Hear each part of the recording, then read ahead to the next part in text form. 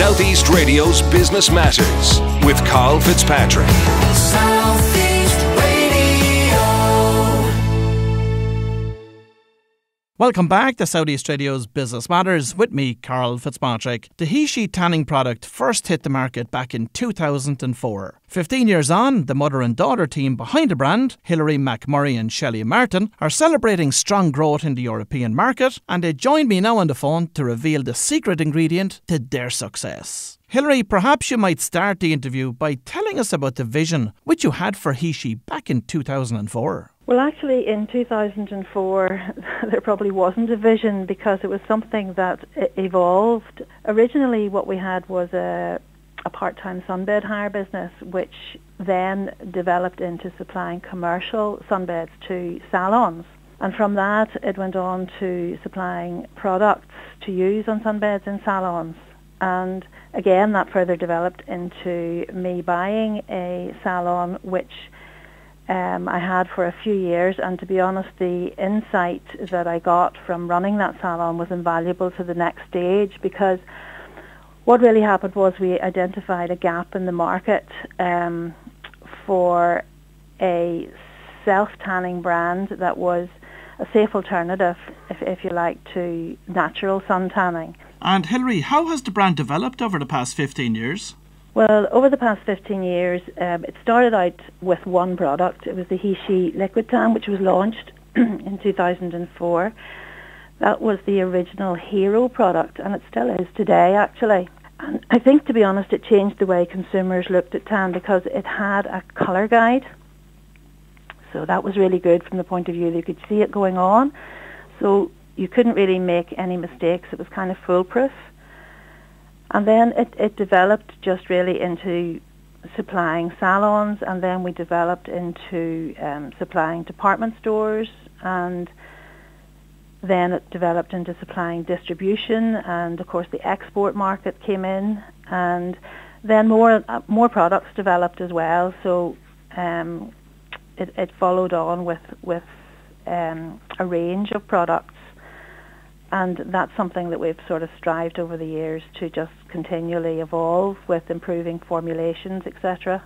And Shelley, talk to me about the manufacturing process and how you manage this aspect of the business. We contract manufacture products, so we do the development work alongside chemists, and then our contract manufacturers run that process. But we are very much, I head up the MPD and sourcing all the primary packaging, secondary packaging, etc. But we basically plan that into production based on our forecasts, and it all rolls out from there. It is quite a complex program because it's obviously difficult to forecast as you bring on new customers, etc.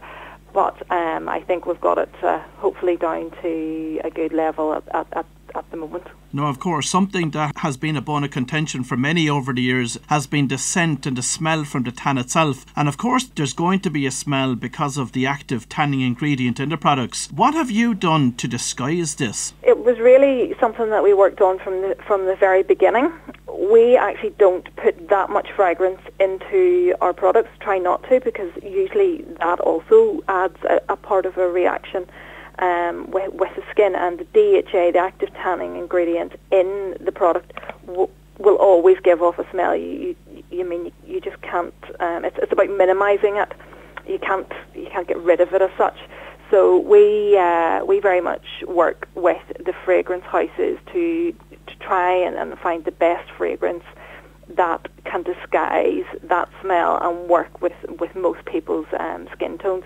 And over the last decade, tanning products have witnessed extraordinary growth in the Irish market. As a result, it has become a very competitive and crowded space. So how has that affected your product development and marketing strategy? He Shi is a premium product, so we would typically sit at the top end of the market within our retailers and within our salons.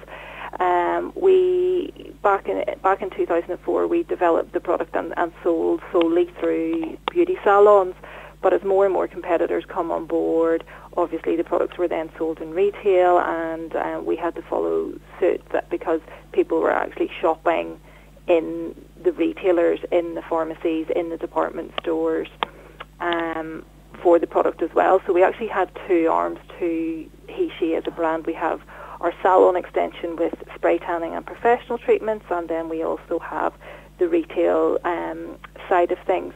It is extremely competitive, but we are one of the premium brands. We were the first original Irish brand. So that has stayed with us. We almost have like a cult following. And Hilary, as a premium product, who is the sweet spot customer for He Shi, and how do you target them? Well, I would say the sweet spot customer for He Shi is probably someone in the 25 to 40 age bracket. It was originally designed to be a unisex theme for him and for her. So there are males who use it. Maybe some of them won't admit to using self-tan, but I think it's becoming more common now for the male population, especially in the sporty world, to use self-tans. And Shelley, have you used celebrity endorsements or bloggers to promote the products? We work with several bloggers and influencers at the moment. To be honest, it's very much about empowering women and making women feel confident. So it's all shapes, all sizes, and that is specifically our campaign this year around our 15-year birthday. So we do carefully choose who we work with. We need to have the same values. They need to align. And it's very much about building a relationship and a long-term relationship with our influencers. But it is great as well. We get organic mentions, etc., etc. So as I say, there's it feels like a real cult following for He Shi in Ireland, which is fantastic to see. And as I mentioned at the start of the interview, the company has enjoyed considerable growth in the European market. But how has this been achieved? The European market, we started to export back, I would say, 2012. 2011, 2012. And we originally started, we had one or two distributors, and they deal with beauty salons. But then we seen an opportunity, and we actually, at the moment, go direct to retail in France, Belgium, Switzerland, Netherlands, and the key European markets, and we do that directly. We have an head of international sales, and he looks after those customers herself. So just more or less like we would in Ireland, we have a key account manager that looks after all of our key accounts, and we deal with them directly. We put the promotions in place. We do training. We have PR agencies in those countries, who also look after influencers, etc. So very much replicating what we do in Ireland, only across the water as such. And how does the European market differ to the Irish market? The European market is quite seasonal, whereas in Ireland that's an all year round business, especially coming up to Christmas, where party nights and everybody wants to look glam. That we don't see that in the European market. Self-tanning is quite a new category within Europe. So it's very much developing as we go through. But they do enjoy the likes of a gradual tan or a gel more so than perhaps the likes of our liquid tan or our ultra dark tans, because it's very much more about a natural look. They have a darker skin tone to start with. So at the moment, that's the trends that we are seeing. And is it true to say as well that there's an emerging trend around finishing products here in Ireland? Yes, there is.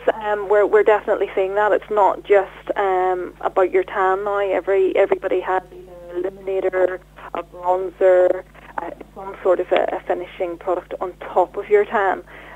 So it is very much about that, looking flawless, an Instagram look as such. But yeah, we definitely see a trend for finishing products. And what level of growth are you expecting in the male market over the coming years? Yes, we do. We do see that there is growth. It is quite a small percentage of males at the moment that would use the product. But we are certainly starting to see again from younger people coming through, so 18, 19, 20-year-olds, that's quite normal for them to do now, whereas somebody, late 30s would probably think, oh no, I'm not using self-tan. So, it's been a complete shift in a mindset that men are wanting to look as good as women as such, and there's definitely potential there. So in terms of looking at the business overall over the coming years, where do you see the greatest growth opportunities for you? The Irish market is still our largest market. There's still demand there. There's still opportunities there. And obviously, being based here, we do so much activity here, and we love that. We do definitely see opportunities in the European market, and we're talking to new distributors and new retailers there at the moment. But we also see opportunity online as that grows. Southeast Radio's Business Matters with Karl Fitzpatrick.